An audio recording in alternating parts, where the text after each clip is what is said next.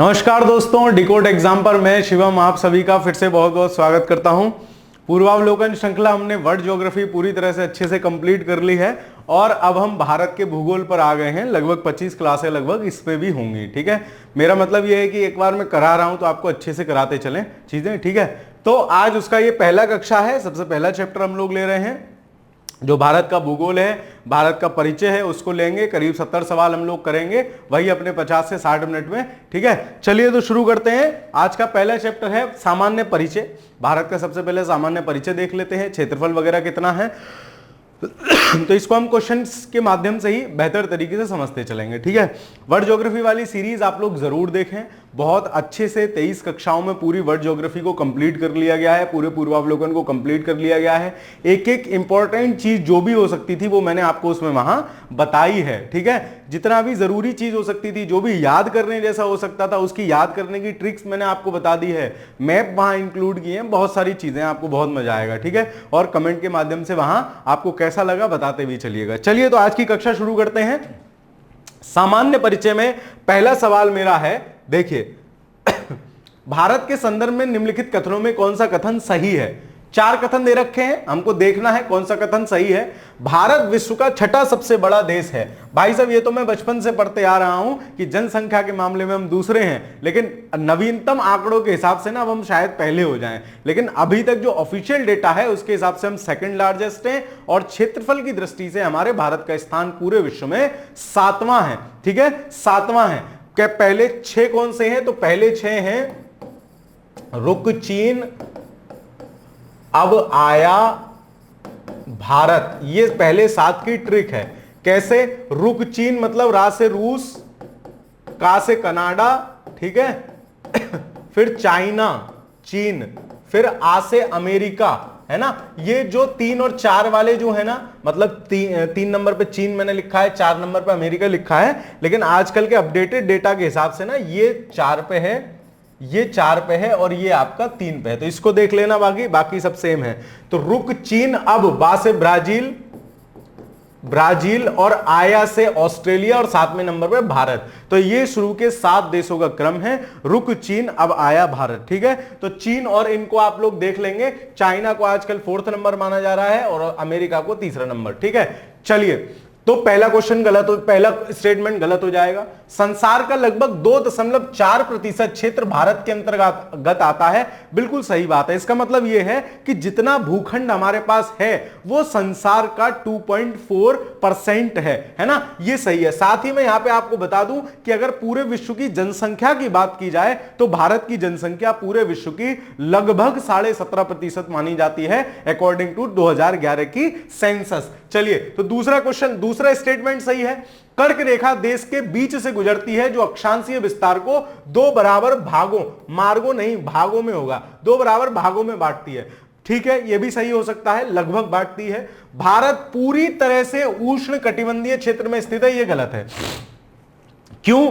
आप जानते हैं कि उष्ण कटिबंध क्या होता है? मैं आपको यहां बताता चलूं, ये मैं कई बार बता चुका हूं, फिर भी एक बार बता देता हूं। अगर ये मेरी पूरी पृथ्वी है तो 0 डिग्री से लेके 23.5 डिग्री ऊपर कर्क रेखा तक, 23.5 डिग्री ऊपर कर्क रेखा तक और 23.5 डिग्री नीचे मकर रेखा तक का एरिया क्या है? इसको बोलते हैं हम उष्ण कटिबंध। इस एरिया को मैं क्या बोलता हूं? इस एरिया को हम कहते हैं उष्ण कटिबंध। और हम सब जानते हैं कि जो हमारा भारत है उसका अक्षांशीय विस्तार कितना है? 8 डिग्री 4 मिनट से लेके और 37 डिग्री 6 मिनट तक है। ठीक है, ऊपर 37 डिग्री 6 मिनट तक है। तो 8 डिग्री 4 मिनट से 37 डिग्री 6 मिनट, मतलब पूरी तरह से हम उष्ण कटिबंध में नहीं है, हम उष्ण कटिबंध को उत्तरी तरफ से क्रॉस कर गए। ये भारत की स्थिति है, उत्तरी गोलार्ध। और अगर देशांतरीय विस्तार के हिसाब से देखूं तो ये क्या हो जाता है? ये पूर्वी गोलार्ध हो जाता है। तो ये भारत की बेसिकली स्थिति है, इसको आप ध्यान रखेंगे। तो पूरी तरह से हम उष्ण कटिबंध में नहीं है, क्योंकि 23.5 से 66 डिग्री तक कौन सा कटिबंध आ जाता है?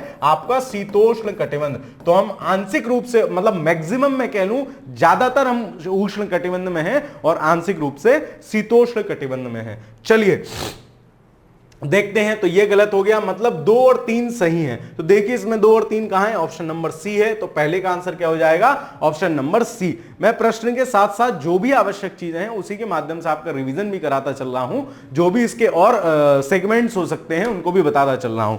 चलिए अगला सवाल देखते हैं। निम्नलिखित कथनों में से कौन सा भारत के बारे में सही है? सही उत्तर के चयन हेतु अधोलिखित कूट का प्रयोग कीजिए। लगभग सेम प्रश्न है, एक दो स्टेटमेंट बदले हुए हैं। देखो, भारत विश्व का 5वां बड़ा देश है, वहां कह रहे थे छठा बड़ा है, गलत है क्योंकि मुझे पता है कि 7वें नंबर का है। यह स्थल मंडल के कुल क्षेत्रफल का 2.4% भाग अधिकृत किए हुए है। याद रखना है इस स्टेटमेंट को, इंपॉर्टेंट है कि स्थल मंडल का 2.4% एरिया है, जबकि जनसंख्या हमारे यहां कितनी रह रही है? लगभग 17.5%। तो यह स्टेटमेंट सही है। समूचा भारत उष्ण कटिबंध में, सेम स्टेटमेंट मैंने भी आपको बताया था कि समूचा भारत उष्ण कटिबंध में नहीं है, भारत उष्ण कटिबंध और शीतोष्ण दोनों कटिबंधों में है, तो यह स्टेटमेंट गलत हो जाएगा। 82.5 डिग्री पूर्वी देशांतर का उपयोग भारतीय मानक समय को निर्धारित करने के लिए किया जाता है। यह क्या भला है, आप समझते चलिए। ठीक है, देखो अगर ये मेरे भारत है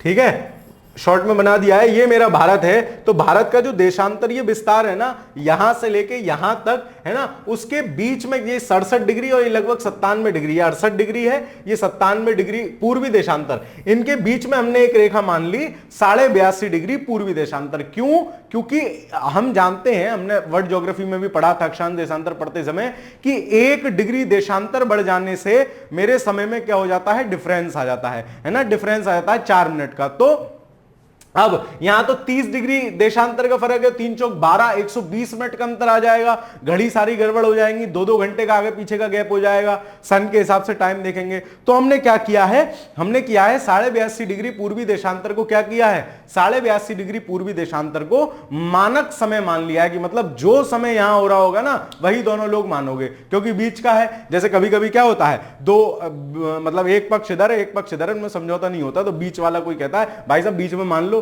वो कह रहा है कि ये चीज 70 रुपए की दूंगा, आप कह रहे हो ना 50 की लगाओ, तो 60 में समझौता हो जाता है, वही समझौता यहां हुआ है। ठीक है, तो 82.5 डिग्री पूर्वी देशांतर ये भी सही है, मतलब कथन 2 और कथन 4 सही है, ऑप्शन नंबर डी सही हो जाएगा। पहला गलत है तो ये दोनों वैसे ही गलत हो गए। खैर चलिए आगे चलते हैं।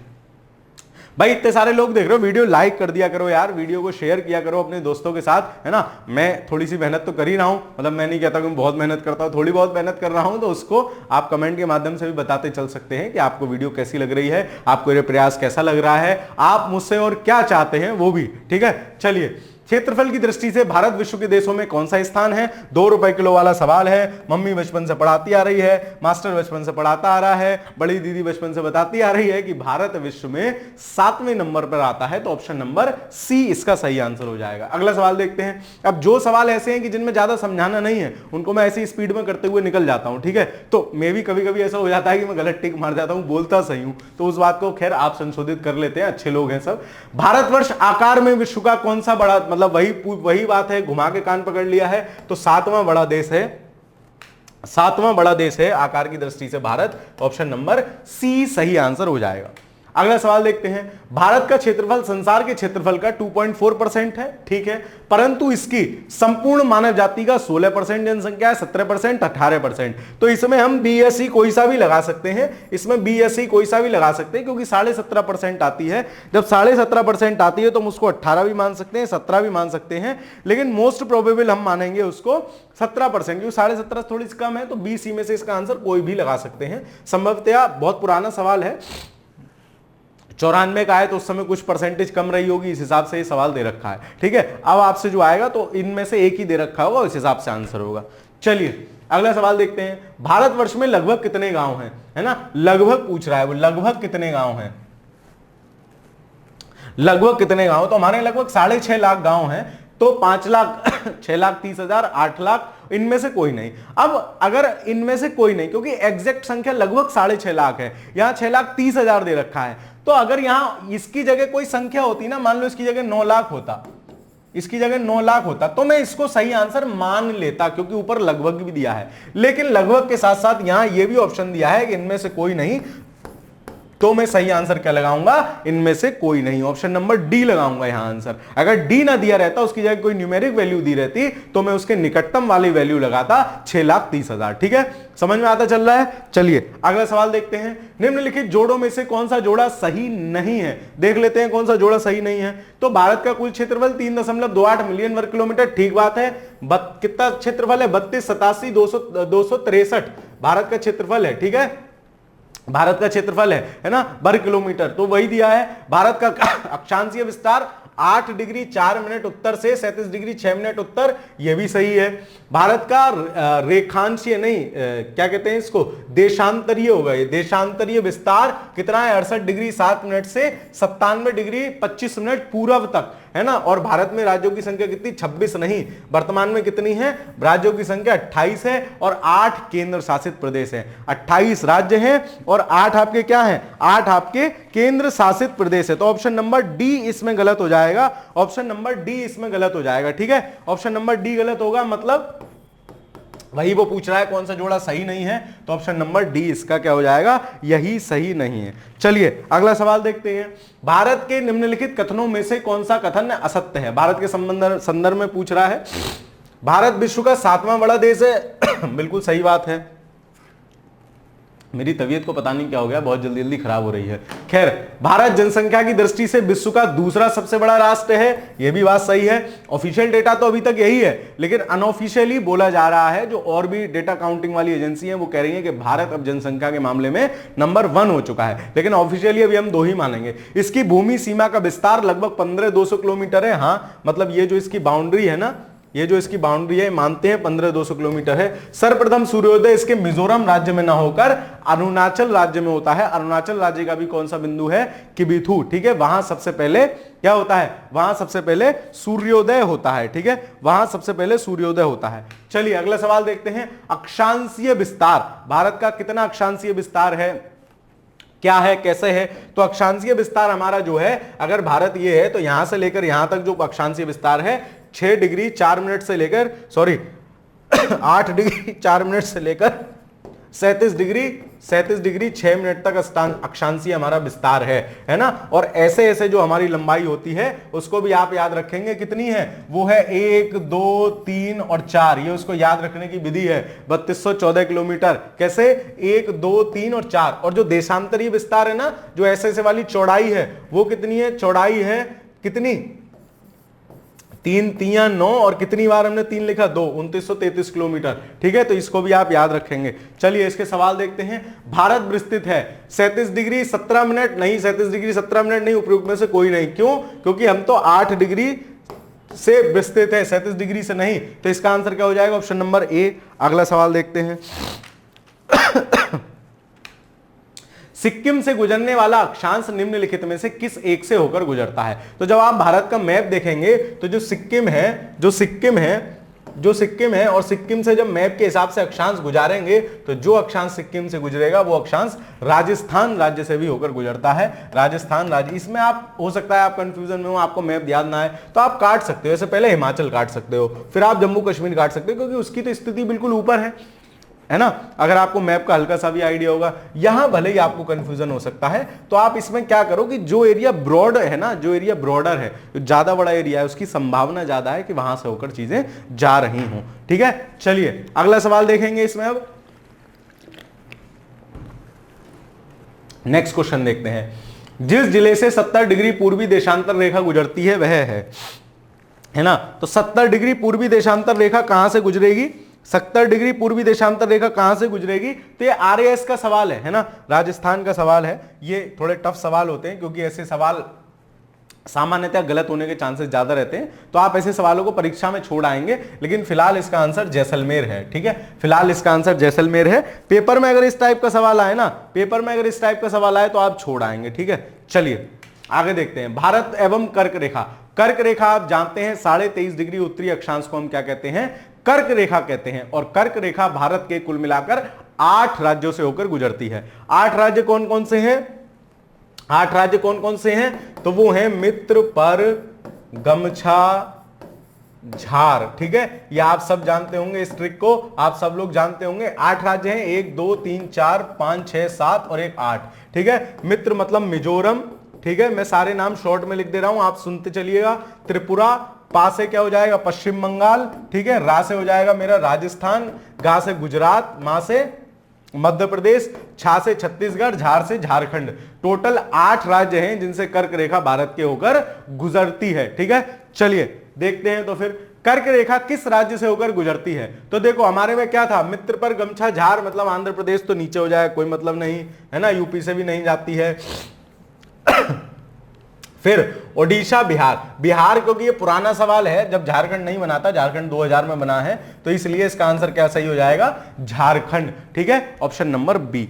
चलिए अगला सवाल देखते हैं। अगला सवाल आपसे क्या कह रहा है, अगला सवाल कह रहा है कर्क रेखा निम्नलिखित में से किन राज्यों से होकर गुजरती है? आपसे पूछ रहा है किन किन राज्यों से होकर गुजरती है ना, किन किन राज्यों से होकर गुजरती है? तो गुजरात से गुजर रही है, छत्तीसगढ़ से गुजर रही है, झारखंड से गुजर रही है ना, तो उत्तर प्रदेश से नहीं गुजरती, मतलब 3 वाले उड़ाओ तो 1 2 4 हो जाएगा। ठीक है, मित्र पर गमछा झाड़, तो गमछा और झाड़ में, ठीक है, ये ऐसे करके गमछा में छा जाएगा। ठीक है, आप ये अगर जिसको ना पता हो वो लिख ले, मित्र पर गमछा, गमछा आप समझते हो ना, गले में जो ओढ़े रहते हैं, गर्मियों में ओढ़े चलते हैं ना, गमछा है ना, गमछा और झार। ठीक है, तो ये सारे स्टेट हैं, लिख लीजिए। झा से झारखंड है, मी से मिजोरम, त्रिपुरा, पा से पश्चिम बंगाल, रा से राजस्थान, गा से गुजरात, मा से महाराष्ट्र, मा से सॉरी एमपी मध्य प्रदेश, और छा से छत्तीसगढ़। ठीक है, जिसको जिसको लिखना हो वो वीडियो को बैक करके दोबारा सुनते हुए लिख ले।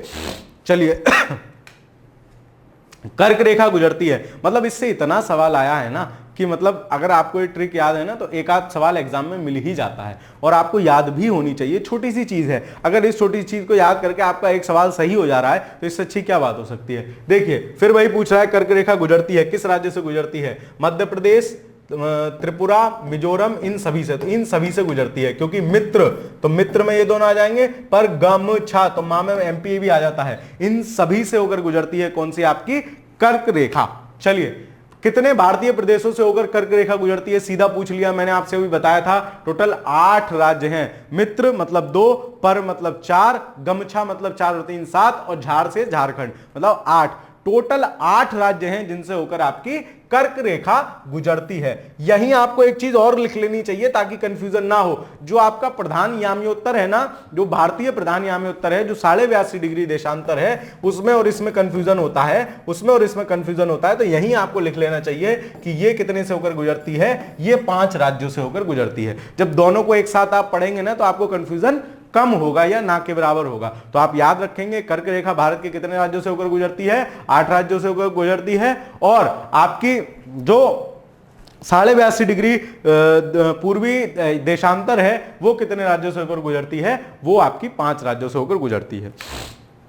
अगला सवाल देखते हैं, भारत का एक राज्य जिससे होकर कर्क रेखा गुजरती है। फिर वही घुमा फिरा के सवाल पूछ लिया, तो इनमें से जम्मू कश्मीर कोई मतलब नहीं, बिहार कोई मतलब नहीं, क्योंकि 2000 में झारखंड बन चुका है, तो ऑप्शन नंबर डी सही आंसर होगा। कहां से होकर गुजरती है? झारखंड से होकर गुजरती है। चलिए अगला सवाल देखते हैं, निम्नलिखित में से किस राज्य से कर्क रेखा नहीं गुजरती है? देख रहे हो, अगर कर्क रेखा गुजरने वाले राज्य पता हो तो 10-15 सवाल है भाई, सब उसी से है ना, तो और कुछ नहीं है। 8 राज्य हैं। मित्र पर गमछा झाड़, गर्मी बहुत पड़ रही है भाई साहब, गमछा गीला हो गया तो गमछा उतारा और दोस्त पे झाड़ दिया। किस पे झाड़ दिया? मित्र पे, तो मित्र पर गमछा झाड़। ठीक है, चलो किससे नहीं गुजरती है? सर आपने बताया मित्र मतलब त्रिपुरा से गुजर रही है, मी को याद रखना, मिजोरम मणिपुर से नहीं गुजरती है, और गमछा है ना। अब देखो यहाँ मामा वाले तो कंफ्यूज हो जाएंगे, लेकिन मित्र को आप याद रखना, मतलब मी है, मी वाला स्टेट है, तो मिजोरम है, मणिपुर नहीं है। और यहाँ पे भी ना जब भारत में आप इधर देखते हो नॉर्थ ईस्ट में, तो ये वाले 3 राज्यों की ट्रिक है, नमामि है ना, नमामि मतलब सबसे ऊपर नागालैंड है, फिर मणिपुर है, फिर मिजोरम है। तो कभी कभी इनके क्रम में कंफ्यूज हो जाते हैं हम। जब आप अभी बांग्लादेश के पड़ोसी वाला अभी हम इसे पढ़ेंगे तो मैं आपको और एक बार बता दूंगा, इनके ऊपर से नीचे क्रम है नमामि, नमामि गंगे या नमामि कहते हैं ना, मोदी जी वाला कॉन्सेप्ट है नमामि, नमामि गंगे या नमामि समथिंग जो भी है, तो आप नमामि याद कर लीजिए। हर चीज में से अपने मतलब का सौदा निकालिए। नमामि मतलब ना से नागालैंड, मा से मणिपुर, मी से मिजोरम। ठीक है, इस क्रम में है इधर। तो इसमें से कर्क रेखा किससे नहीं गुजरती है? तो आपको याद रखना है कर्क रेखा मणिपुर से होकर नहीं गुजरती है। ऑप्शन नंबर सी इसका सही आंसर हो जाएगा 17 का। अगला सवाल देखते हैं, निम्नांकित नगरों में कौन कर्क रेखा के निकटतम दूरी पर स्थित है? कौन कर्क रेखा के निकटतम दूरी पर स्थित है? तो इसका आंसर गांधीनगर होगा। मेरे हिसाब से आंसर ना रट लेना इसका, क्योंकि 2-3 बार ये सवाल आया है, सेम ऑप्शन सेम सवाल के साथ 3 बार आया है। ठीक है, याद कर लेना इसका आंसर गांधीनगर है। फिर भी मैं आपके लिए वो लेके आया हूं कहां कहां कितना कितना डिफरेंस है। जैसे अगरतला का आप अक्षांशीय विस्तार देखोगे ना तो 23.5 डिग्री है, 23 डिग्री 50, तो ये कितना है मतलब 23.5 डिग्री से कितना है -20 है। ये देखोगे तो 23 डिग्री 19 मिनट है, मतलब 11 कम है उससे, और इससे ऐसे ही 19 है। तो सबसे नजदीक जो है ना वो 11 वाली डिटेल है, मतलब गांधीनगर वाली है। तो आपको याद रखना चाहिए, है ना, ये ध्यान में रख सकते हो आप कि अगरतला, गांधीनगर, जबलपुर, उज्जैन में से गांधीनगर सबसे नियरेस्ट है। और 3-4 बार अगर सवाल की रहोगे ना आप, 3-4 बार आंखों के सामने से गुजर गया होगा, 5 बार अगर गुजर जाता है तो सवाल लट जाता है।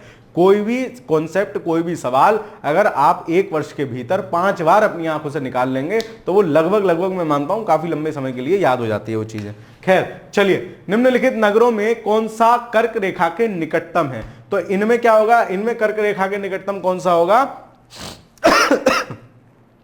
कौन सा कर्क रेखा के निकटतम है? तो इनमें कोलकाता है, ठीक है, दिल्ली का, कोलकाता, जोधपुर, नागपुर, है ना, दिल्ली, कोलकाता, जोधपुर, नागपुर। तो कोलकाता कर्क रेखा के निकटतम पड़ता है। आप लोग एक काम क्या कीजिए, इसमें जो भी नगर दे रखे हैं ना, जैसे कोलकाता है, गांधीनगर है, उसको क्या कीजिए, एक भारत का मैप बनाइए, उसमें कर्क रेखा गुजारिए और उस पर दिखा दीजिए, पेस्ट कर दीजिए कि देखो ये गांधीनगर रहा, ये कोलकाता रहा। जो भी आपसे पूछे गए हैं इनमें, जो भी नगर बार बार पूछे गए हैं, ताकि आप उस मैप को चाहे बुक पे ही पेस्ट कर लीजिए, एक पेपर लगा के टेप से चिपका लेना या स्टेपल से स्टेपल कर देना।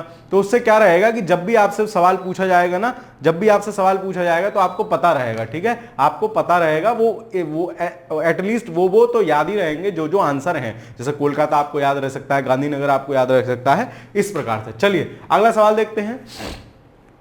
कौन सा महत्वपूर्ण अक्षांश भारत को लगभग 2 बराबर भागों में बांटता है ना? तो क्या होगा इसका आंसर? इसका आंसर होगा कौन सा अक्षांश? तो 23.5 डिग्री उत्तरी अक्षांश है ना, क्योंकि जो कर्क रेखा भारत के बीच से होकर जा रही है, कर्क रेखा जो भारत के बीच से होकर जा रही है, इन राज्यों से होकर जाती है, तो ऐसा लगता है लगभग ऊपर का आधा अलग रह गया, नीचे का आधा अलग रह गया, लगभग 2 बराबर भागों में। अब आपको यह भी याद रखना है कि ये उत्तरी अक्षांश है, तो 23.5 डिग्री उत्तरी अक्षांश थे। अब मैं 23.5 बोल रहा हूं तो यहाँ 23 डिग्री 50 मिनट भी दे सकता है, 50 मिनट नहीं 60 मिनट का एक अक्षांश होता है, इसलिए आधा अक्षांश कितने का होगा? 30 मिनट का होगा। तो 23 डिग्री 30 मिनट या 23.5 डिग्री उत्तरी अक्षांश। चलिए, निम्नलिखित में से कौन सा भारतीय राज्य कर्क रेखा के उत्तर में स्थित है? अरे भाई साहब कितने सवाल पूछोगे। झारखंड से जा रही है, मिजोरम से जा रही है, त्रिपुरा, इन तीनों से तो कर्क रेखा जा ही रही है, बचा बेचारा ये उत्तर में होगा। क्यों? क्योंकि मैंने देखा ना मा मी, है ना, तो जब मिजोरम से जा रही है तो मिजोरम के ऊपर है मणिपुर, तो मणिपुर क्या होगा? कर्क रेखा के उत्तर में ही होगा। और वैसे भी अगर मैं देखूं कि इन तीनों से तो कर्क रेखा जा ही रही है, मणिपुर से कर्क रेखा नहीं जा रही है, तो ऑप्शन नंबर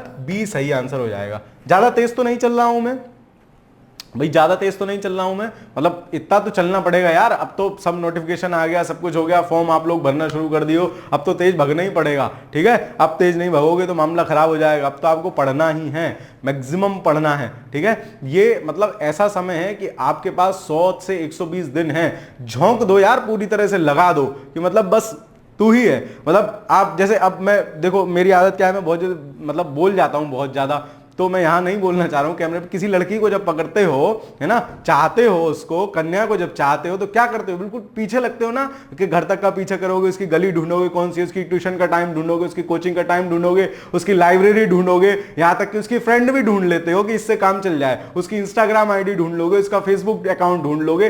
तो ऐसे ही इसी तत्परता के साथ आपको एग्जाम में लगना है। और भाई एग्जाम एक बार सरकारी नौकरी निकल जाती है ना, तो उसका चार्म क्या होता है ये मैं महसूस कर सकता हूं, ठीक है। तो आप भी वो महसूस कर पाए कि सरकारी नौकरी निकलने के बाद उसका चार्म क्या होता है। फिर जिस कन्या का आप गली, इंस्टाग्राम आईडी, फेसबुक वगैरह सब ढूंढ रहे हो ना, अपने आप मिल जाएगी। तो मेरे भाई, मेरे बंधु, कृपया करके अब और मेहनत के साथ पढ़ना शुरू कीजिए और स्पीड के साथ पढ़ना शुरू कीजिए। खैर चलिए अगले सवाल पे आते हैं। जून माह में निम्न स्थानों में से कहां पर दिन की अवधि अधिकतम होगी?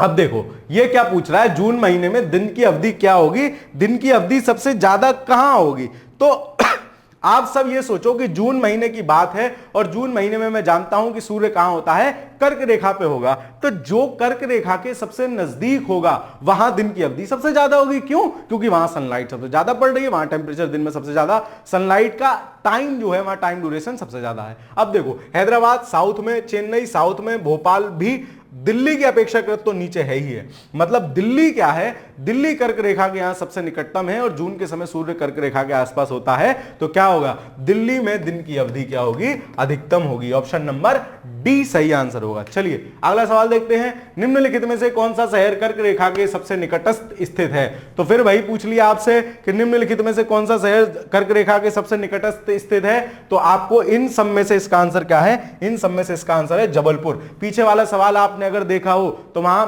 +11 था, मतलब +11 मिनट था आपका गांधीनगर, लेकिन गांधीनगर के बाद दूसरा सबसे निकटस्थ जो था +19 क्या था, जबलपुर। मैं आपसे इसीलिए कह रहा हूं, एक मैप पे मैप बना के ना, कर्क रेखा बना के उस पे ये जो सिटी आई है ना, एक गांधीनगर आ गई, कोलकाता आ गई, जबलपुर आ गया, ये सब लिख लो, ताकि सवाल में ये जब रहे ना, सवाल के साथ साथ ही जब आप इस मैप को देखते चलेंगे, तीनों चारों नाम आपके दिमाग में बस जाएंगे। जैसे ही सवाल आएगा, सवाल में नाम होंगे, टक से आंसर हो जाएगा, मामला खत्म। मतलब गोला काला करने के बाद ना, मैं हमेशा कहता हूं कि आपको परीक्षा में गोला काला करना आना चाहिए। गोला काला करने के बाद कोई नहीं पूछ रहा कि आपने किस ट्रिक से गोला काला किया था, आपने कैसे याद किया था, क्या किया था। गोला काला, सही गोला काला आपको सिलेक्शन दिलाता है। चलो खैर, इसका आंसर हो जाएगा ऑप्शन नंबर ए। अगला सवाल देखते हैं, निम्नलिखित भारत की नदियों में कौन कर्क रेखा को 2 बार पार करती है। हम सबको पता है कर्क रेखा को 2 बार पार करने वाली नदी कौन सी है, माही है। माही नदी निकलकर खंभात की खाड़ी में गुजरात के पास गिर जाती है, कहां, अरेबियन सी में। ठीक है, आपको यह भी पता होना चाहिए।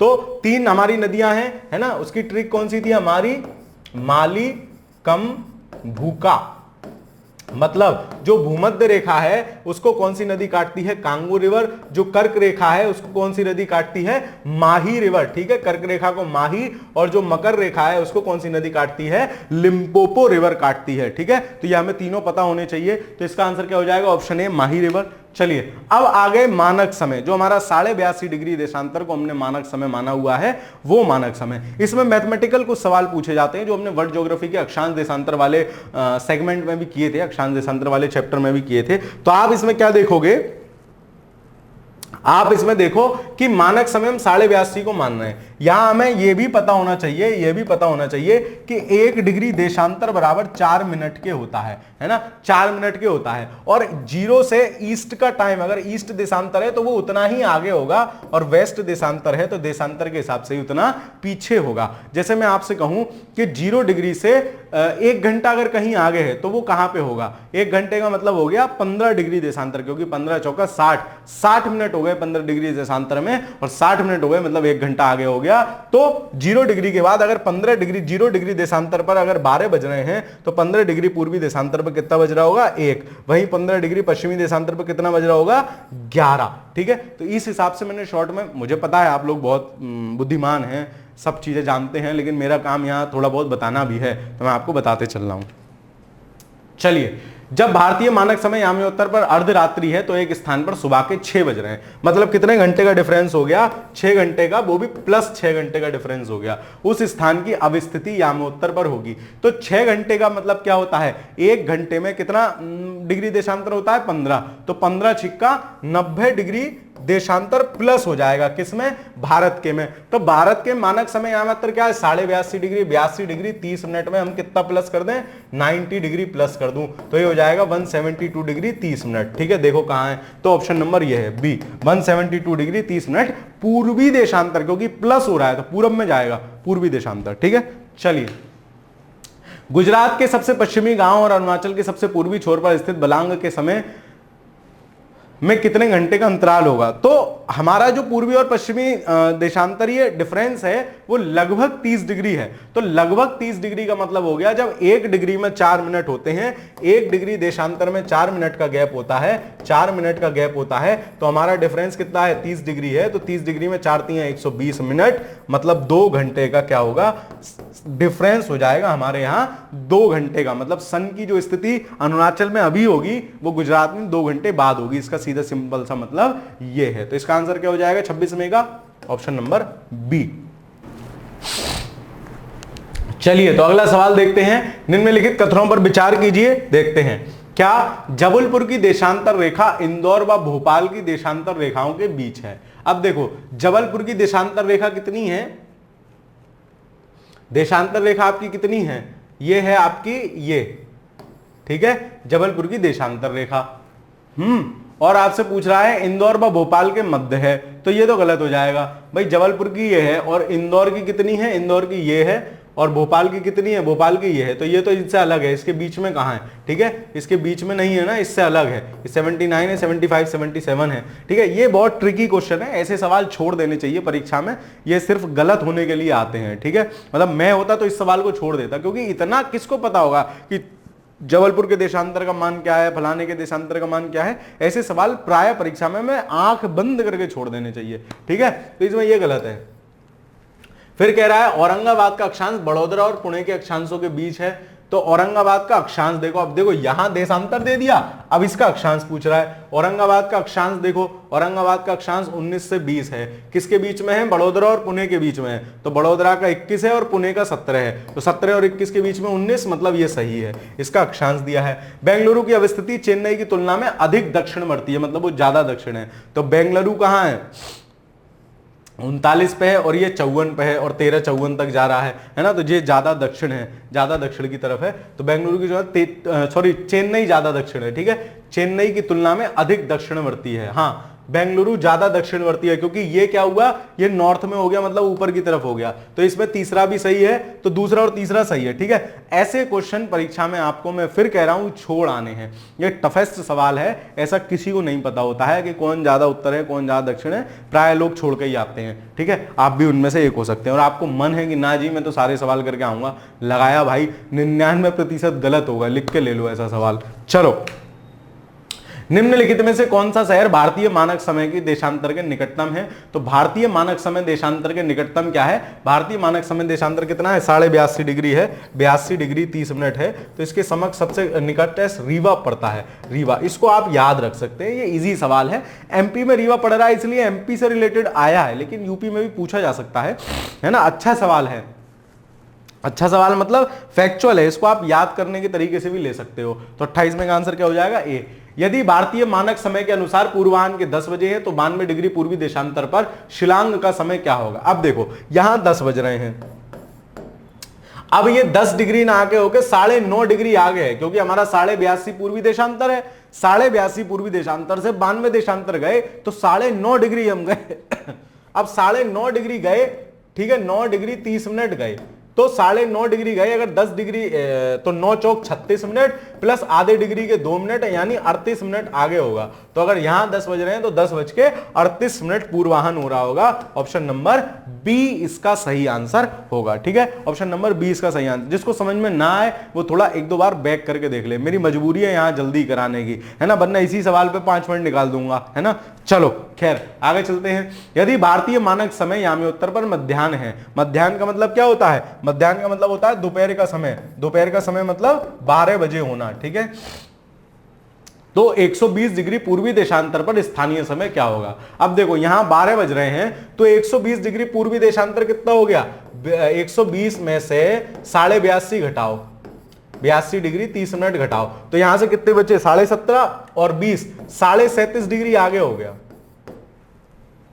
37.5 डिग्री आगे हो गया। 37.5 डिग्री का क्या मतलब हो गया, इसको 4 से गुणा करो, तो 37.5 गुणा 4 है ना 75, 37.5 दूनी 75, 75 दूनी 150, 150 मिनट ज्यादा हो गए। 150 मिनट का मतलब हो गया 2.5 घंटा, 150 मिनट का मतलब कितना हो गया, 2.5 घंटा, तो 12 से 2.5 घंटा आगे हो गया, मतलब 2:30 बज गए, 14:30 बजे हुए होंगे, 2:30 बजा हुआ होगा। आपको लग सकता है मास्टर बहुत तेज स्पीड में चल रहा है, मैथमेटिकल कैलकुलेशन है, मैं अपने दिमाग में भी कर ले रहा हूं, लेकिन भाई यहां अगर आपको एक एक सवाल समझाऊंगा ना, तो इन एक एक सवाल में बहुत समय लगेगा। सिंपल एक कॉन्सेप्ट याद रखो, 1 मिनट में 4 डिग्री होते हैं, वो सॉरी हाँ ठीक है, 1 डिग्री देशांतर में 4 मिनट होते हैं, उस हिसाब से मैं कैलकुलेशन कर रहा हूं, आप भी कर सकते हैं। चलिए, भारतीय मानक समय याम्योत्तर नहीं गुजरता है, तो भारतीय मानक समय जो याम्योत्तर है वो टोटल मिला के 5 राज्यों से गुजरती है, 5 राज्यों से होकर गुजरती है। आपको क्या याद रखना है, उमछौआ, ठीक है, उमछौआ किसी का नाम हो सकता है, उमछौआ, ठीक है, उमछौआ आपको याद रखना है। ये 5 राज्य हैं, कौन कौन से, उत्तर प्रदेश,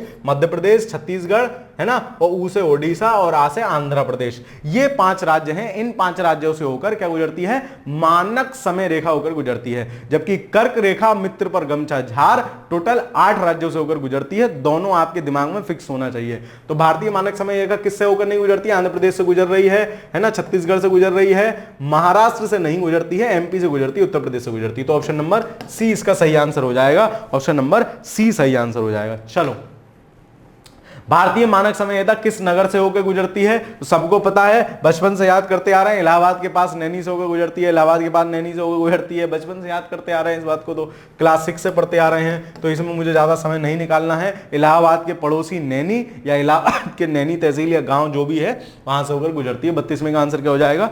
डी। आगे देखते हैं, निम्नलिखित देशांतरों में से कौन सा प्रामाणिक या मध्याह्न रेखा कहलाता है? 82.5 डिग्री पूर्वी देशांतर। तो 82.5 देखो कहां है, 82 डिग्री 30 मिनट पूर्वी देशांतर, ऑप्शन नंबर डी सही आंसर होगा 33 का। अगला सवाल देखते हैं, भारतीय मानक समय निम्नलिखित स्थानों में से किसके समीप से लिया जाता है? तो वही आ गया, घुमा फिरा के वही सवाल, वही भारतीय मानक समय रेखा निम्नलिखित में से किस नगर के सबसे समीप से होकर जाती है? तो इलाहाबाद या नैनी। ठीक है, भारतीय मानक समय रेखा एवं ग्रीनिच माध्य समय रेखा में अंतर पाया जाता है। तो देखो अंतर कैसे निकालेंगे, वैसे आपको पता होना चाहिए 5.5 घंटे पॉजिटिव है, लेकिन वो 0 डिग्री देशांतर है और हम 82.5 डिग्री पूर्वी देशांतर है, ईस्ट। मैंने आपको क्या बताया, ईस्ट वाला हमेशा आगे होगा, और 1 डिग्री देशांतर का मान कितना होता है? 4 मिनट। तो 82.5 गुणा 4 कर लो, कितना आ गया? 82.5 गुणा 4 कितना हो जाएगा? 8 चौक 32 यानी 320 मिनट, और 2.5 की जगह लगा देंगे 2.5 चौक 10 मिनट, तो 330 मिनट हम आगे हैं। 330 मिनट का क्या मतलब हो गया? 6 पंजे 30, 5 घंटे प्लस 30 मिनट यानी 5.5 घंटा हम आगे हैं। ये इस तरीके से हमने निकाला है। तो इसका आंसर क्या हो जाएगा? इसका आंसर हो जाएगा ऑप्शन नंबर बी, 5.5 घंटा। अगला सवाल देखते हैं, यदि अरुणाचल प्रदेश में तिरप में सूर्योदय 5 बजे हो रहा है तो गुजरात के कांडला में सूर्योदय कितने समय होगा? देखो मैंने आपको बताया अरुणाचल प्रदेश और गुजरात का अगर डिफरेंस आपसे पूछ ले तो ये 30 डिग्री देशांतर का डिफरेंस है दोनों में लगभग। अब 30 डिग्री देशांतर का जब डिफरेंस है तो 1 डिग्री देशांतर में 4 मिनट का डिफरेंस होता है, 30 डिग्री देशांतर में 120 मिनट का डिफरेंस हो गया, 120 मिनट का मतलब हो गया 2 घंटा। तो 2 घंटे का डिफरेंस है अरुणाचल प्रदेश और गुजरात में। ठीक है, तो अगर और अरुणाचल में पहले दिखेगा, गुजरात में बाद में दिखेगा। अरुणाचल में सूर्योदय सुबह 5 बजे हो जाता है, नॉर्मली भी हो जाता है। अगर आपके यहां आप दिल्ली यूपी वगैरह में रह रहे हैं तो लगभग 1 से 1.5 घंटे का अंतर फिर भी होता है। आपके यहाँ 7 बजे सूरज निकल रहा है तो उनके यहाँ 5:30 बजे निकल आएगा। ठीक है, गर्मियों में आपके यहाँ 5 बजे 5:30 बजे सूरज निकल आता है, 4 बजे निकल आता है। ठीक है, तो इसमें कितना डिफरेंस होगा? लगभग 7 बजे लगभग 7 बज रहे होंगे प्रातः, 7 बजे वहां सूर्योदय होगा, 2 घंटे बाद होगा। ठीक है, 2 घंटे बाद होगा। अगला सवाल देखते हैं, निम्नलिखित में से कौन सा शहर दिल्ली के सबसे समीप देशांतर पर स्थित है? तो दिल्ली के सबसे समीप देशांतर पर कौन सा शहर स्थित हो जाएगा? इसका आंसर आप लोगों को याद कर लेना है। इसका आंसर है बेंगलुरु। यूपीएससी का सवाल है ये, हाँ यूपीएससी का सवाल है ये, यूपीएससी का सवाल है। इसका आंसर क्या है? बेंगलुरु है। मतलब ये दिल्ली है, ये दिल्ली जब आप देखोगे तो देशांतर जो उसके समीप से जा रहा है वो बेंगलुरु वाला देशांतर पड़ता है। इसका आंसर बेंगलुरु। इसको याद कर लो, ये रिपीट हो सकता है सवाल, है ना। यूपीपीसीएस की खासियत है कि सवाल रिपीट कर देती है, तो ये सवाल रिपीट होने की संभावना है, आपको पता होना चाहिए। चलिए, दूरस्थ बिंदु, तो भारत के सबसे दूरस्थ बिंदु आपको पता होना चाहिए, ईस्ट वेस्ट नॉर्थ साउथ में। मैं बता देता हूं, जब आप सबसे दूरस्थ प्रदेश और बिंदु दोनों पता होना चाहिए, है ना। देखो मेनलैंड की बात करोगे तो यहां सबसे ऊपर है इंदिरा कौल, इंदिरा कौल ये उत्तरतम बिंदु है। ठीक है, इंदिरा कौल। और यहां अंडमान में भी नीचे ग्रेट निकोबार में, ग्रेट निकोबार में, अंडमान के नीचे ग्रेट निकोबार या बड़ा निकोबार भी इसको हिंदी में लिखा मिलेगा आपको कई जगह, वहां पड़ता है इंदिरा पॉइंट। ठीक है, यहां पड़ता है इंदिरा पॉइंट। ये जो है ये अब पूरी तरह से क्या हो चुका है, मैं ऊपर लिख देता हूं, यहां पड़ता है इंदिरा पॉइंट। ये पूरी तरह से डूब चुका है सुनामी के बाद, इंदिरा पॉइंट। मेनलैंड का सबसे जो दक्षिणतम बिंदु है वो है आपका कन्याकुमारी अंतरीप। फिर आ जाइए, सबसे पूर्वी बिंदु पड़ता है अरुणाचल प्रदेश में किविथू, और गुजरात का जो गुजरात में जो सबसे वो बिंदु पड़ता है ना, गुजरात में जो पड़ता है उसको क्या कहते हैं? गुहार माथा या गुहार मोती। जो गुजरात में पड़ता है सबसे पश्चिमी बिंदु गुहार माथा या गुहार मोती, कहीं कहीं लिखा मिलेगा। राइटिंग मेरा बोर्ड पे थोड़ा खराब आता है, आप लोग एडजस्ट कर लेना, कॉपी पे बढ़िया है। ठीक है, चलो तो ये चारों बिंदु हैं दूरस्थ बिंदु। आप इंदिरा कॉल और इंदिरा पॉइंट में सर कुछ लोग कंफ्यूज हो जाते हैं कि पॉइंट वाला उत्तर में है कि कॉल वाला उत्तर में है। आप में से भी कुछ होते होंगे, मैं तो होता था। ठीक है, मैं गरीब बालक हूं ज्ञान की दृष्टि से, तो मैं कंफ्यूज हो जाता। मैं अपना एग्जाम्पल देता हूं। मैंने कैसे याद रखा कि भाई साहब जब कोई कॉल आती है ना तो हम क्या करते हैं, उसको उठाते हैं, उसका उत्तर देते हैं। कॉल का क्या करते हैं? उत्तर देते हैं, आंसर देते हैं। तो कॉल का आंसर देते हैं मतलब इंदिरा कॉल जो है ना वो उत्तर में है। सिंपल है ना, दिमाग में याद रख लेना है। चलो अब देखते हैं भारत का सुदूरस्थ दक्षिण बिंदु है, तो दक्षिण बिंदु कहां है? कन्याकुमारी अंतरीप पर, ठीक है, कन्याकुमारी अंतरीप पर। ऑप्शन ए 38 का ऑप्शन ए आंसर हो जाएगा, है ना, 38 का ऑप्शन नंबर ए आंसर हो जाएगा, ठीक है।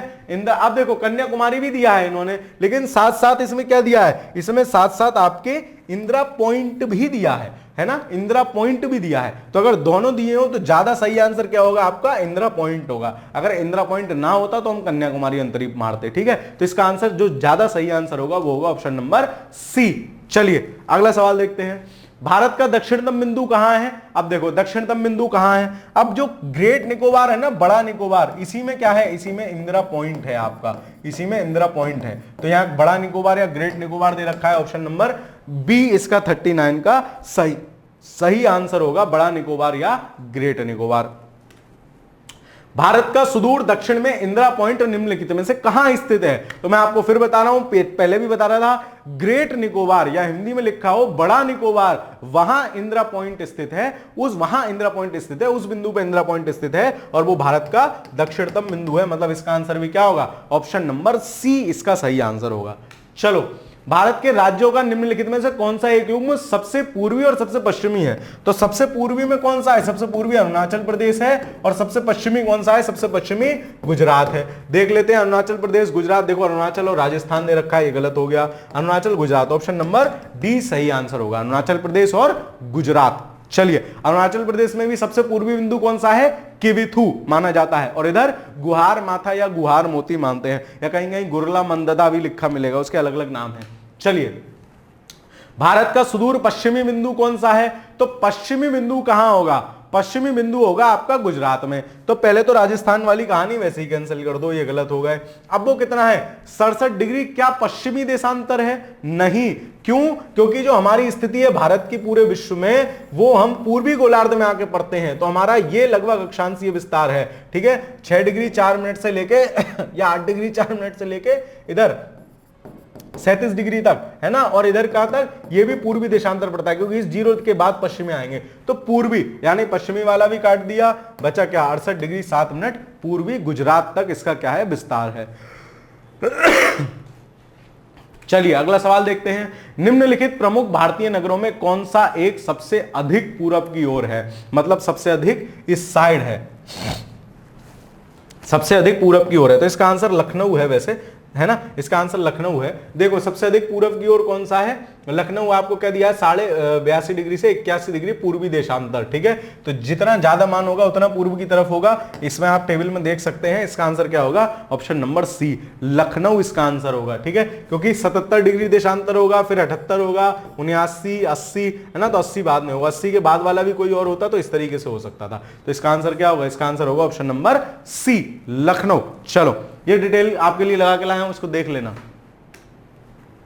भारत का वह कौन सा स्थान है जहां बंगाल की खाड़ी, अरब सागर तथा हिंद महासागर मिलते हैं? एक चीज और पूछना चाह रहा था, वैसे मुझे नहीं लगता आपको इसकी पीडीएफ की जरूरत पड़ती होगी, क्योंकि सबके पास घटना चक्र है। अगर पीडीएफ की जरूरत पड़ती हो तो आप कमेंट के माध्यम से लिख दीजिएगा, ताकि फिर उसकी भी व्यवस्था आप लोगों के लिए कर दी जाए, है ना। लेकिन मुझे नहीं लगता आपको पड़ती होगी, इसलिए मैं कभी देता भी नहीं हूं या कभी बोलता भी नहीं हूं कि आप पीडीएफ वहां से ले सकते हैं। जैसा वो बता दीजिएगा। भारत का वह कौन सा स्थान है जहां बंगाल की खाड़ी, अरब सागर तथा हिंद महासागर मिलते हैं? तो इसका आंसर क्या होगा? कन्याकुमारी। जब आप देखोगे कन्याकुमारी अंतरीप जहां है, यहाँ क्या है? अरब सागर है, यहाँ क्या है? बंगाल की खाड़ी है, इस बिंदु पर नीचे क्या है? हिंद महासागर है। तो यहाँ तीनों आकर क्या होते हैं? यहाँ तीनों आकर मिलते हैं। तो कहां होगा? कन्याकुमारी में, ठीक है, कन्याकुमारी में।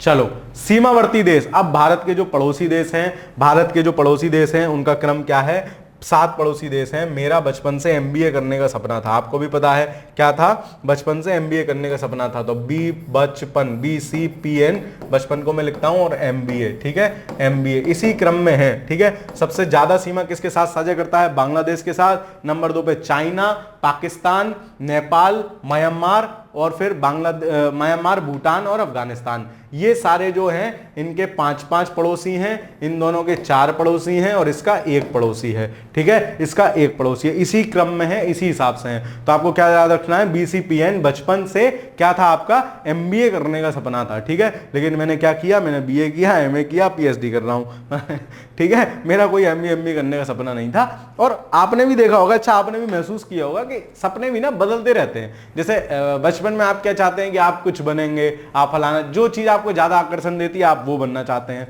फिर धीरे धीरे जब जीवन का सार समझते हैं, जीवन को समझना शुरू करते हैं, चीजों को समझना शुरू करते हैं, तो आपकी माइंड शेपिंग भी बदलती जाती है। ठीक है, जैसे मैं बचपन में पायलट बनना चाहता था, है ना, मतलब क्लास 5th 6th तक मेरा था कि पायलट बनेंगे। फिर पता चला कि पायलट की जो पढ़ाई होती है ना, जो फीस होती है, वो अपनी औकात से बाहर है ठीक है, तो फिर वो ड्रीम त्याग दिया गया कि अब पायलट नहीं बनेंगे। फिर 10वीं 11th 12th से दिमाग में आने लगा कि हाँ UPSC क्रैक करेंगे, IAS बनेंगे। किसी कारणवश वो भी नहीं कर पाए।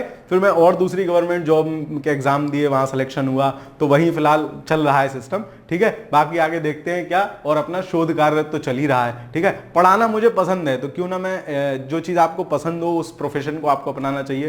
तो इसीलिए मैं शोध कार्य करके PhD भी कर रहा हूं, ताकि आगे कहीं असिस्टेंट प्रोफेसर वगैरह का मौका मिले तो वो चले। चलिए, कहां आप बकवास में आ गए, आते हैं अपने सीमावर्ती देशों पर। ठीक है, तो बचपन से MBA करने का सपना था, BCPN और MBA आप याद रखेंगे, क्रम से इसी क्रम में है। बांग्लादेश, फिर चाइना, फिर पाकिस्तान, फिर नेपाल, फिर म्यांमार, फिर भूटान, फिर अफगानिस्तान।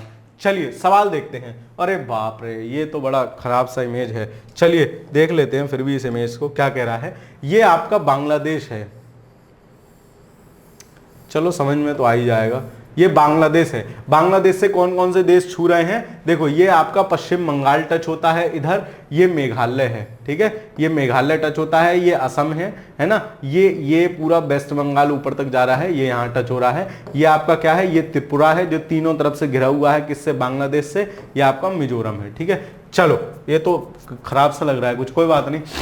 देखो असम भूटान तथा बांग्लादेश की सीमाओं से लगा हुआ है, तो भाई साहब असम जो है ना, ये मिटा देता हूं मैं, 1 मिनट।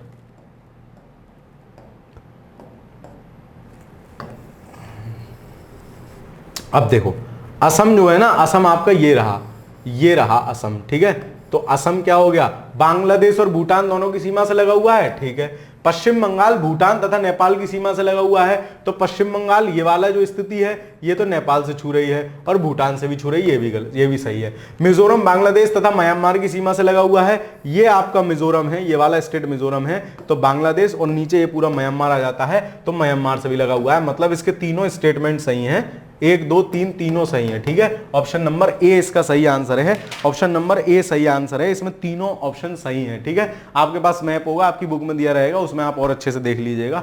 चलिए अगला सवाल देखते हैं। निम्नलिखित में से किस राज्य की सीमा बांग्लादेश से नहीं लगती है, तो देखो मेघालय की सीमा लग रही है, इधर वाले ये 3 याद रखोगे, ना मा मी, मैं ना पीछे में बता रहा था, ना मा मी।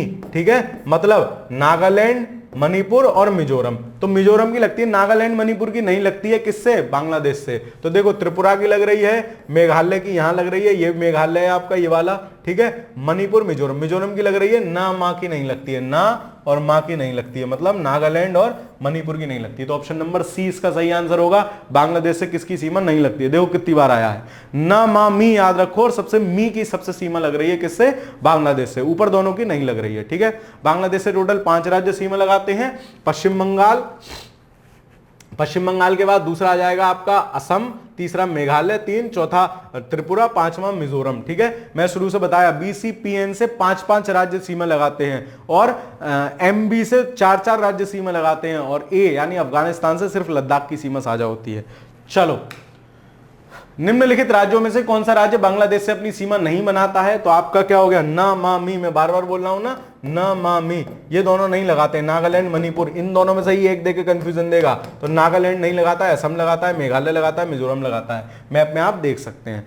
चलो अगला सवाल देखते हैं। बांग्लादेश की सीमा से लगे भारत के राज्य हैं, तो नागालैंड मणिपुर को याद रखोगे, इन्हीं से कंफ्यूजन करता है। बांग्लादेश से नागालैंड नहीं लगता है, ठीक है, नागालैंड नहीं लगता है, ठीक है, नागालैंड नहीं लगता है। अगर आपको नागालैंड मणिपुर पता है, नागालैंड मणिपुर बांग्लादेश से नहीं लगते हैं, आपका सवाल सही हो जाएगा। मेघालय लग रहा है, असम लग रहा है, पश्चिम बंगाल, त्रिपुरा, और एक और 5वां कौन सा स्टेट लगता है, असम। असम हो गया, इसमें पश्चिम बंगाल हो गया, और आपका त्रिपुरा हो गया, मेघालय हो गया, मिजोरम, एक त्रिपुरा के बगल में मिजोरम और लगता है। ठीक है, टोटल 5 राज्य किससे लगते हैं? 5 राज्य बांग्लादेश की सीमा से लगते हैं और बांग्लादेश भारत के साथ सबसे बड़ी सीमा साझा करता है। ठीक है, बांग्लादेश क्या है? भारत के साथ सबसे बड़ी सीमा रेखा साझा करता है। आपसे सवाल भी पूछा जा सकता है कि भारत के साथ सबसे बड़ी सीमा रेखा कौन सा देश साझा करता है? तो बांग्लादेश। चलिए अगला सवाल देखते हैं, निम्नलिखित में से किस भारतीय राज्य की सीमाएं भूटान के साथ नहीं मिलती हैं? ठीक है, भूटान के साथ नहीं मिलती, तो भूटान से 4 राज्य सीमा साझा करते हैं।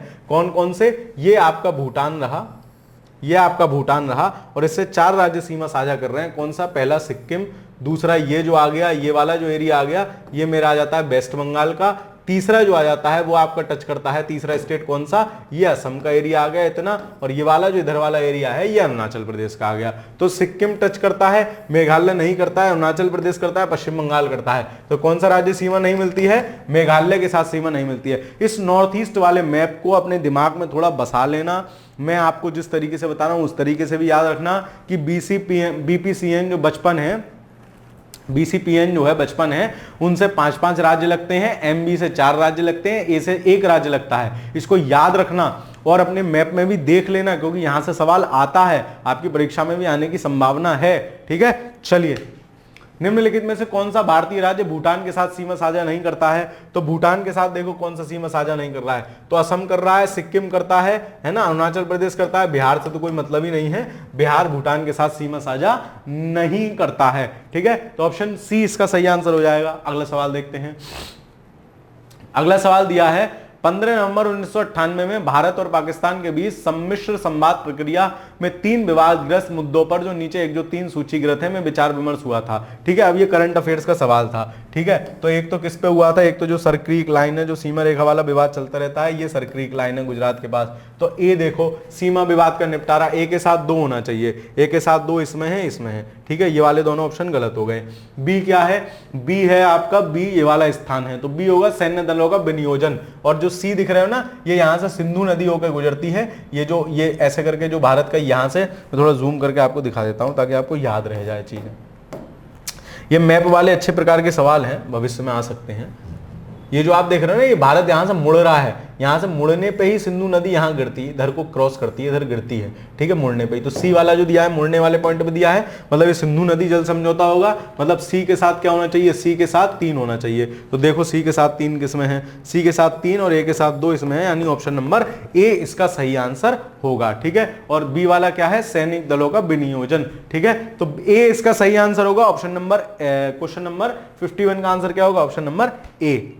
चलो आगे देखते हैं, कौन सा भारतीय राज्य की अधिकतम सीमा म्यांमार से स्पर्श करती है? तो म्यांमार से जो सबसे ज्यादा सीमा छुएगी, म्यांमार से भी उधर वाले सारे स्टेट छूते हैं। आपका सबसे ऊपर अरुणाचल छूता है, फिर मा छूता है, मणिपुर छूता है, नागालैंड छूता है, मणिपुर छूता है, मिजोरम छूता है, मा मी। ठीक है, और कौन सा है? म्यांमार, एमबी है, यानी तो इससे ये 4 राज्य छूते हैं और सबसे ज्यादा सीमा ऊपर वाले स्टेट की छूती है। किसकी सीमा छूती है सबसे ज्यादा? अरुणाचल प्रदेश की। उसके बाद शायद मिजोरम है ना, 510 और 520 किलोमीटर है, अगर मैं गलत नहीं हूं, 10 किलोमीटर का ही अंतर है। ठीक है, तो सबसे ज्यादा जो सीमा छू रही है वो ऑप्शन नंबर बी इसका सही आंसर है, अरुणाचल प्रदेश की छूती है। चलिए आगे चलते हैं, निम्नलिखित में से भारत के किस राज्य की सीमा, बस 8-10 क्वेश्चन और रह गए हैं, मतलब शायद मुझे ध्यान है 65-66 क्वेश्चन थे। पूरा भारत का एक बार पूरा कर लेते हैं ना, फिर भौतिक भूगोल जो भारत का भौतिक परिचय है उसको पूरा एक साथ कर लेंगे। भाई एक यार ज्यादा तो पढ़ना पड़ेगा ना बॉस, इतनी देर अभी कहानी समझाई, लड़की के पीछे भागने से लेके और किताब के पीछे भागने तक की कहानी समझाई, कुछ तो असर रहने दो थोड़ी बहुत देर। चलो, निम्नलिखित में से भारत के किस राज्य की सीमा म्यांमार से उभयनिष्ठ नहीं है?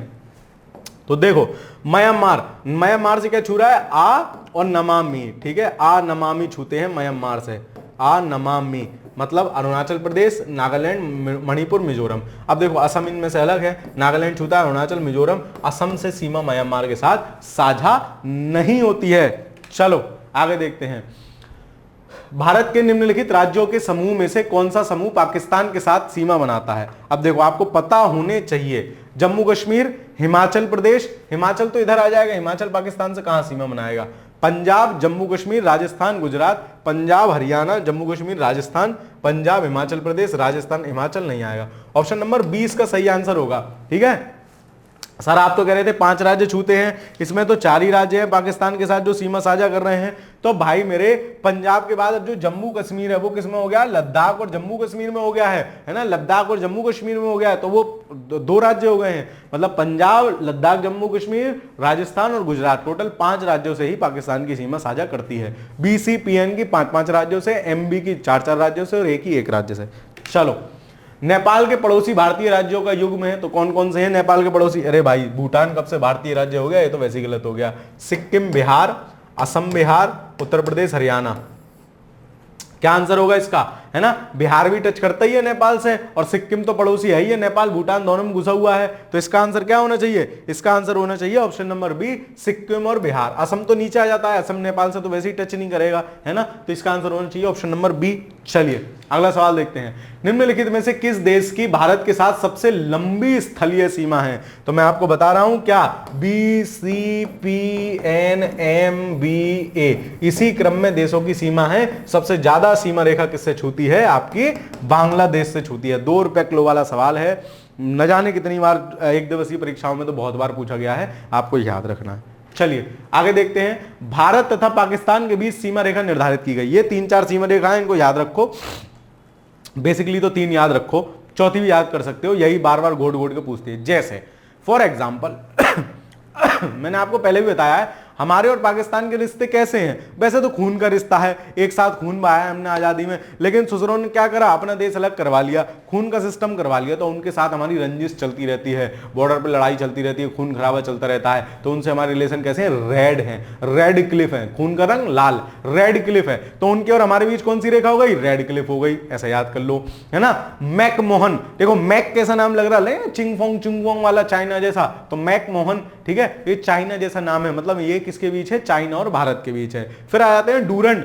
अफगानिस्तान क्या है? हमसे दूर है, पाकिस्तान पड़ोसी, अफगानिस्तान थोड़ा दूर है, तो डूरंड है, दूर है। तो अफगानिस्तान के साथ कौन सी सीमा रेखा साझा करती है? डूरंड सीमा रेखा साझा करती है। और चौथी है पाक जल डमरू मध्य। पाक जल डमरू मध्य पाकिस्तान के साथ नहीं है, किसके साथ है? लंका के साथ है, ठीक है। तो नीचे लंका के साथ कौन सी सीमा रेखा साझा करती है? पाक जल डमरू मध्य। मतलब पाकिस्तान के साथ रेड रिश्ते, रेड क्लिफ, मैकमोहन चाइना जैसा नाम, चाइना के साथ, अफगानिस्तान दूर है, डूरंड, और पाकिस्तान के साथ श्रीलंका के साथ पाक जल डमरू मध्य, ठीक है। चलिए अब देखते हैं सवाल। अब रॉकेट की तरह उड़ाएंगे, पहले हमने अपना रॉकेट उड़ा लिया, अब सवालों के रॉकेट उड़ाएंगे। चलो, पाकिस्तान तथा भारत के बीच सीमा का किसको निर्धारित है? तो साहब हमारे तो रिश्ते रेड हैं, रेड क्लिफ रेखा द्वारा निर्धारित है, ठीक है। चलो रेड क्लिफ रेखा कौन सी है? मतलब नाक पहले नो पकड़ लो, फिर मैं नो करके पकड़ लूंगा, फिर ऐसे करके पकड़ लूंगा, कैसे भी सवाल दे दो। तो भारत और पाकिस्तान के बीच सीमा रेखा, ठीक है, भारत और पाकिस्तान के बीच, ठीक है। चलो डूरंड लाइन किसके साथ भारत की सीमा? तो दूर कौन है? अफगानिस्तान दूर है, पड़ोस में तो पाकिस्तान है। ऑप्शन नंबर ए सही आंसर हो जाएगा। अगला सवाल देखते हैं। भारत तथा पाकिस्तान के मध्य सीमा रेखा का उदाहरण है। अब देखो ये कैसी सीमा रेखा है? अध्यारोपित है, मतलब ऊपर से बनाई है भाई साहब, पहले से नहीं थी, बाद में बनाई है। अध्यारोपित है, हमारे ऊपर रोपण करा गया है, जबरदस्ती बताई गई ये तुम्हारी सीमा है, ठीक है। तो इस फैक्ट को आप याद रख सकते हो, अध्यारोपित सीमा है भारत और पाकिस्तान के बीच की। चलो अगला सवाल देखते हैं। कौन से 2 देशों को मैकमोहन रेखा विभक्त करती है? फिर वही मैकमोहन, चाइना जैसा नाम नहीं है, मैक टैक है ना, तो भारत और चीन के बीच। तो इसका आंसर क्या हो जाएगा? ऑप्शन नंबर ए, ठीक है। इसलिए भी जल्दी कराता चल रहा हूं, तो सब आपको पता ही होंगे, कहां इनमें टाइम में। सर आप बहुत समय बर्बाद करते हैं, है ना, धीरे धीरे सवाल कराते हैं। अपन धीरे धीरे सवाल नहीं कराता है, 1 घंटे में 70 सवाल कराता हूं, और क्या चाहिए। चलो आगे आ जाओ, और समझाता भी हूं उसमें, जो फैक्ट रटने वाली दवाई होती है वो भी देता हूं। कहां स्पीड बढ़िया है। चलो भारत और चीन के बीच सीमा रेखा को क्या कहा जाता है? फिर वही बात, McMahon, red Cliff Pakistan, Durand Afghanistan दूर है। चलो भारत और चीन के बीच उत्तर पूर्वी सीमांकन के लिए कौन सी रेखा है? घुमा फिरा कोई सा सवाल पूछ लो, हम तो आंसर रट के आए हैं, याद करके आए हैं, याद करके आए हैं, तो लगा देंगे मैकमोहन लाइन। चलो मैकमोहन रेखा किस देश की सीमा बनाती है? अरे सर क्या आप भी मजाक कर रहे हो, बार बार सेम से सवाल ले आते हो। अब जब सवाल किताब में है तो मैं तो लेके आऊंगा। मैकमोहन रेखा किसकी सीमा बनाती है? भारत और चीन की। फिर से याद करा देता हूं, रेड रिश्ते हमारे पाकिस्तान से हैं, तो पाकिस्तान के साथ रेड क्लिफ, मैकमोहन चाइना के साथ, डूरंड दूर अफगानिस्तान है, और पाक जल डमरू मध्य श्रीलंका के साथ। चलो किसके द्वारा भारत श्रीलंका को अलग करता है? तो पाक जल डमरू मध्य। जल डमरू मध्य जल संधि क्या होती है? जो 2 बड़ी जल राशियों को जोड़े उसको जल संधि कहते हैं। जलराशियों को तो जोड़ती है और स्थल खंडों को अलग करती है। तो भारत और श्रीलंका को अलग कर रही है और दो बड़ी जलराशियों को जोड़ रही है। ठीक है, हिंद महासागर और किसको, बंगाल की खाड़ी को। चलो, भारत के किस प्रदेश की सीमाएं तीन देशों क्रमशः नेपाल, भूटान और चाइना से मिलती हैं? भाई साहब एक निकला हुआ सा है सिक्किम।